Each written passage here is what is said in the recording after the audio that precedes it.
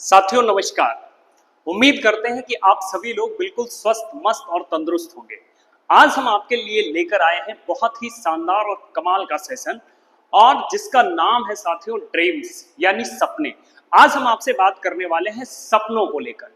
हमारी लाइफ में सपनों का कितना महत्व है, आज इसके बारे में बताएंगे और जानेंगे कि हम सपने किस प्रकार से बनाएं और कैसे हम अपने सपनों को पूरा करेंगे।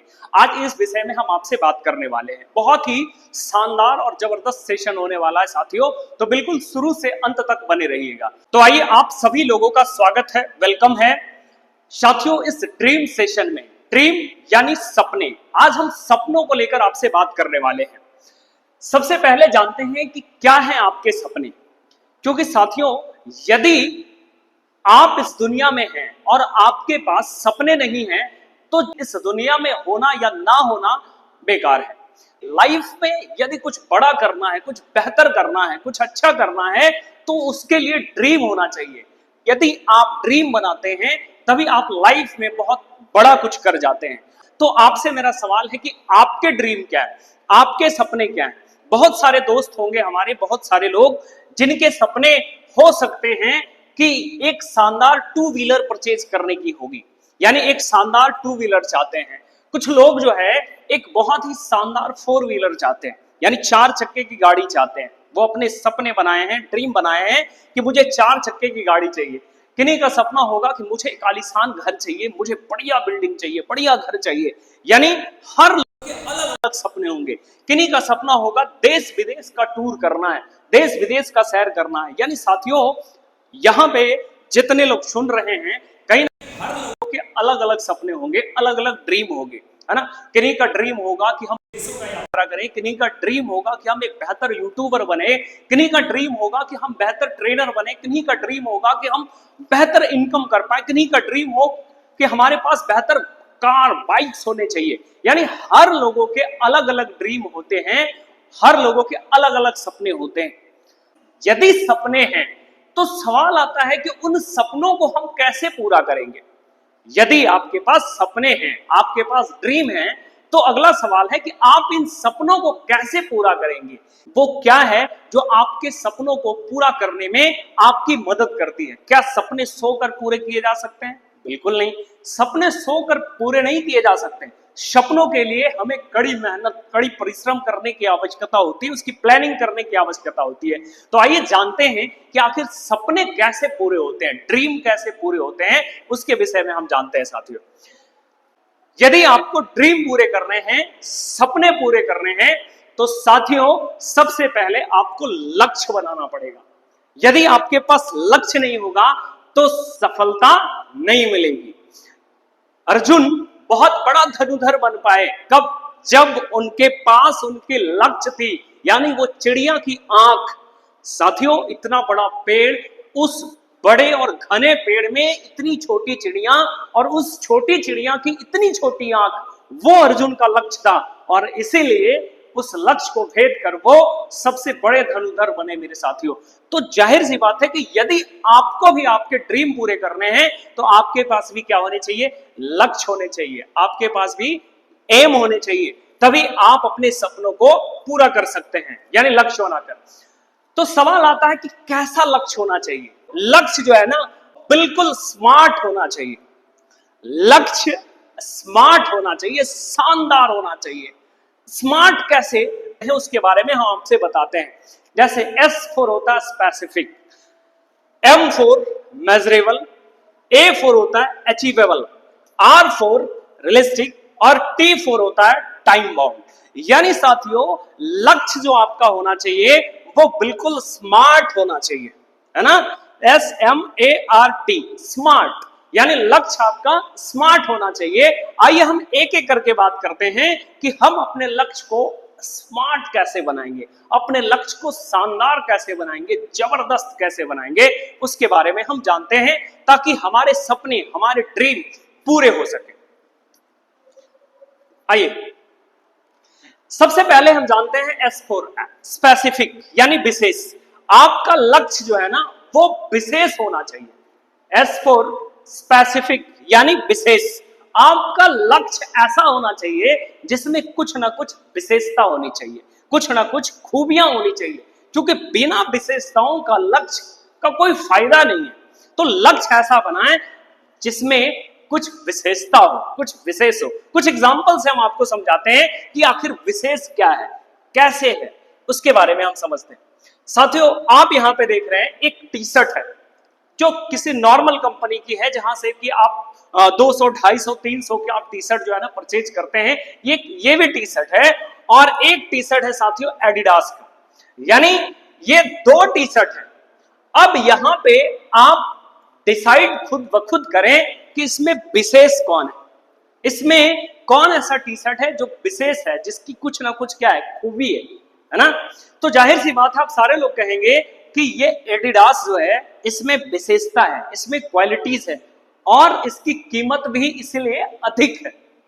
यानी एक सामान्य टी शर्ट के मुकाबले इस टी शर्ट की कीमत अधिक है, क्योंकि इसके अंदर क्या है, विशेषता। जब आप इसको पहनते हैं, इसमें आपको ज्यादा कंफर्ट महसूस होता है। गर्मी के दिनों में आपके शरीर को बहुत ही आराम फील होता है ना। मैं किसी कंपनी का प्रचार नहीं कर रहा हूं, मैं आपको ऐसे एग्जाम्पल समझा रहा हूं। दोनों टी शर्ट को जब आप देखते हैं तो आप खुद ब खुद अंदाजा लगा लेते हैं कि इन दोनों में कौन विशेष है, किसकी विशेषता है ना। आगे बढ़ते और एग्जाम्पल से समझिए।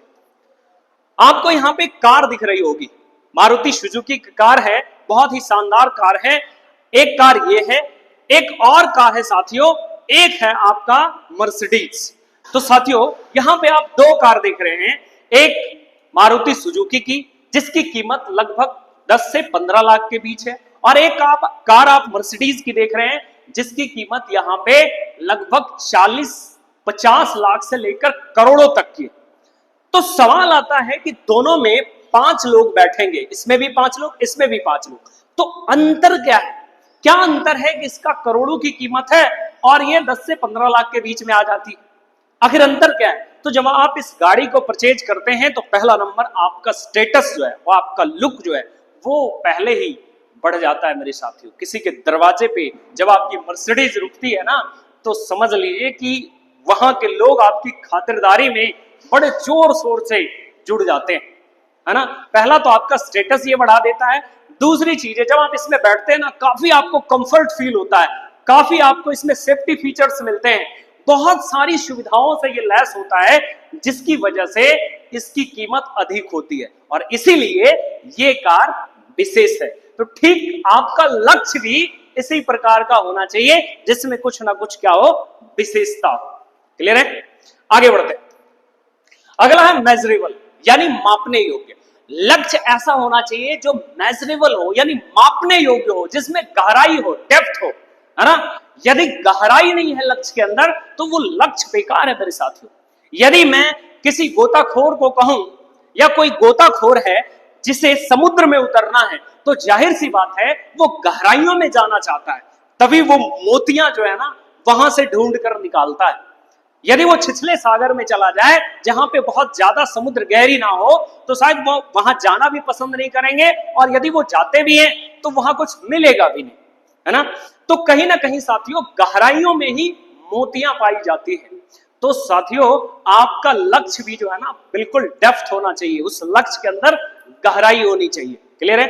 आगे बढ़ते हैं। अचीवेबल, नेक्स्ट है अचीवेबल, यानी पाने योग्य। आपके लक्ष्य में गहराई तो होना ही चाहिए, लेकिन साथ के साथ लक्ष्य ऐसा होना चाहिए जो पाने योग्य हो, जिसे हम प्राप्त कर सकते हैं, जिसे हम हासिल कर सकते हैं। यानी लक्ष्य पाने योग्य होना चाहिए मेरे साथियों। यहां पे दो तस्वीर हम आपको दिखाते हैं कि ये, जहां पे आपको बड़ा सा ये चांद दिख रहा होगा, और दूसरा ये, आप खुद ब खुद अंदाजा लगा सकते हैं इसमें हम किस चीज को प्राप्त कर सकते हैं। एक तरफ चांद और दूसरे तरफ ये शानदार सा घर, कार, हम किस चीज को प्राप्त कर सकते हैं, हम किस चीज को हासिल कर सकते हैं। तो जाहिर सी बात है, आप कहेंगे कि सर घर और गाड़ी हम हासिल कर सकते हैं, है ना। लेकिन जब एक युगल जोड़ा होता है ना, वो ख्वाब किसके दिखाते हैं कि चांद के पार चलो, हम चांद तोड़कर तुम्हारे लिए लाएंगे। ये चांद क्या पका हुआ आम है जो तोड़कर लाएंगे? लेकिन साथियों, यहां पे वादे बड़े किए जाते हैं चांद तक जाने की। जिसको हम प्राप्त नहीं कर सकते, लेकिन ये जो है जिसे हम प्राप्त कर सकते हैं। तो लक्ष्य भी ठीक उसी प्रकार का होना चाहिए जिसे हम प्राप्त कर सके, जो अचीवेबल हो, पाने योग्य हो। ये नहीं कि लक्ष्य ऐसा हो जिसे आप प्राप्त ना कर सके, है ना। तो लक्ष्य ऐसा बनाएं जिसे आप प्राप्त कर सके, जिसे आप हासिल कर सके। आपके कार्य गति के अनुसार आपका लक्ष्य होना चाहिए, आपके प्लेटफॉर्म के अनुसार आपका लक्ष्य होना चाहिए। आप जिस जगह पे हैं, जिस संस्था में या जिस भी जगह पे आप हैं, उसके हिसाब से आपका लक्ष्य होना चाहिए, तभी आप अपने लक्ष्य को जल्द से जल्द हासिल कर सकते हैं। तो लक्ष्य ऐसा हो जिसे हम प्राप्त कर सके। नेक्स्ट देखते हैं, अगला है आर। आर फॉर होता है रियलिस्टिक, यानी वास्तविक। लक्ष्य ऐसा होना चाहिए जो वास्तविक हो, है ना। यदि लक्ष्य में वास्तविकता नहीं हो तो लक्ष्य हासिल नहीं हो सकते। मैं आपको कुछ एग्जांपल से समझाता हूं। यहां पे आप देख पा रहे होंगे कि जो दिखता है पर वो होता नहीं है। यहां पे धरती और आकाश, कुछ दूरी पे आपको दिखता होगा कि धरती और आकाश एक दूसरे से क्या है, जुड़ी हुई है, बट ऐसा है नहीं, दोनों अलग अलग हैं। लेकिन कुछ दूरी पे आप कहीं भी चले जाए दुनिया के किसी भी कोने में, आपको ऐसा ही प्रतीत होता है कि कुछ दूर पे आकाश धरती से क्या है, सटी हुई है ना, बट ऐसा है नहीं। तो जो दिख रहा है वो वास्तविक में वो है नहीं, यानी जो दिख रहा है वो वास्तविक में है नहीं। तो लक्ष्य ऐसा हो कि जो दिखे वही हो। आप कभी कभी गर्मियों में ऐसा देखते होंगे कि जब आप चिलचिलाती धूप में, जब आप गर्मियों में सड़क पे चलते हैं, तो आपको कुछ मीटर पे, कुछ दूरी पे, 100-150 मीटर की दूरी पे आपको जो है ना रोड पे पानी की तरह दिखता होगा, यानी पानी सा प्रतीत होता होगा कि रोड पे जो है ना पानी फैला हुआ है, पानी गिरा हुआ है। लेकिन जब आप 100-150 मीटर आगे बढ़ते हैं, वो पानी आपको मिलता नहीं है, वो पानी आपको दिखाई नहीं देता है, क्योंकि दोस्तों वो पानी वास्तव में होता ही नहीं है। वो सूरज की गर्मी, यानी गर्मी के कारण वो रोड से जो हीट जनरेट हो रहा होता है, उसी हीट की वजह से हमें ऐसा प्रतीत होता है कि रोड पे जो है ना पानी गिरा हुआ है या पानी पड़ा हुआ है ना, जबकि वास्तव में ऐसा होता नहीं है। तो ये क्या है, मृग तृष्णा, यानी भटकाव है ना। ये क्या है, भटकाव है कि कुछ मीटर पे जो है ना हमें पानी दिख रहा है, लेकिन ऐसा नहीं होता है। साथियों, आप भी बिल्कुल इस प्रकार का लक्ष्य ना बनाएं कि जो हवा हवाई हो, है ना। मजे मजे में बना लिए, मुझे आईएएस बनना है, मुझे आईपीएस बनना है, मुझे ये करना है, मुझे गाड़ी खरीदनी है, मुझे बंगला खरीदना है। आपने मजे मजे में लक्ष्य तो बना लिया, या जोश में आकर लक्ष्य तो बना लिया, लेकिन आप उसे कभी पूरा नहीं कर पाए। क्यों? क्योंकि वो लक्ष्य आपका वास्तविक नहीं था। जो लक्ष्य आपका वास्तविक होगा वही लक्ष्य को आप पूरा कर सकते हैं। इसलिए जब भी आप कभी लाइफ में लक्ष्य बनाएं तो बिल्कुल वास्तविक होना चाहिए। क्लियर है? आगे बढ़ते हैं। अगला है टाइम बाउंड, यानी समयबद्ध। जो भी लक्ष्य आप बनाते हो, लक्ष्य निर्धारित करते हो, उसमें समय का बंधन होना बहुत जरूरी है, टाइम का बाउंडेशन होना बहुत जरूरी है। यदि समय का बाउंडेशन नहीं है तो शायद आप उस लक्ष्य को पूरा नहीं कर पाएंगे, है ना। तो हमेशा समय की सीमा होनी बहुत जरूरी है। यदि समय की सीमा नहीं होगी तो सफलता मिलने वाली नहीं है। तो साथियों, यदि आपको ये घर चाहिए, है ना, ये घर यदि आपको ये चाहिए, तो कहीं ना कहीं आपको ये लक्ष्य लेना पड़ेगा कि ये घर आपको कब तक चाहिए, है ना। ये घर आपको कब तक चाहिए। यदि आपको कार चाहिए तो आपको यह लक्ष्य लेना पड़ेगा कि आपको कार कब तक चाहिए। यदि आपको आईएएस बनना, आईपीएस बनना है, आपको लक्ष्य लेना पड़ेगा कि कब तक हम उसके लिए क्वालिफाई कर जाएंगे। यानी जब तक आप अपनी लाइफ में लक्ष्य नहीं बनाते, समय सीमा नहीं बनाते, जब तक आप अपनी लाइफ में, यदि आपको घर लेनी हो, आपको कार लेनी हो, आपको बंगला लेनी हो, आपको विदेश की यात्रा करनी हो, आपको आईएएस बननी हो, आईपीएस बननी हो, कुछ भी आपको जिंदगी में करना हो, तो समय सीमा का होना बहुत जरूरी है। यदि समय सीमा नहीं है, टाइम का फाउंडेशन नहीं है, तो सफलता सही समय से और सही तरीके से मिलने वाली नहीं है। तो इसीलिए लक्ष्य जब भी बनाए, समय सीमा का होना अत्यंत आवश्यक है मेरे साथियों। तो हुई ना लक्ष्य स्मार्ट, साथियों, लक्ष्य बिल्कुल स्मार्ट बनाएं। यदि आप स्मार्ट लक्ष्य बनाते हैं तो आप बिल्कुल उस लक्ष्य को पूरा कर पाते हैं। जब कोई आपको स्मार्ट कहता है, आप अच्छे कपड़े पहनते हैं, अच्छे से हेयर स्टाइल बनाते हैं, और जब आप कहीं निकलते हैं, जब लोग आपको कहता है कि क्या स्मार्ट लग रहे हो यार, आप खुश हो जाते हैं, गदगद हो जाते हैं। सोचिए, आप थोड़े समय के लिए तैयार हुए, थोड़े समय के लिए आप तैयार हुए, आप थोड़ी सी आपकी किसी ने तारीफ करी, आप खुश हो जाते हैं, गदगद हो जाते हैं, आपकी एनर्जी लेवल बढ़ जाती है। सोचिए, यदि आपकी लाइफ का जो सबसे इंपॉर्टेंट हिस्सा है, आपके ड्रीम्स, आपके सपने, यदि वो स्मार्ट हो गए तो समझ लीजिए आपकी पूरी लाइफ स्मार्ट हो जाएगी साथियों।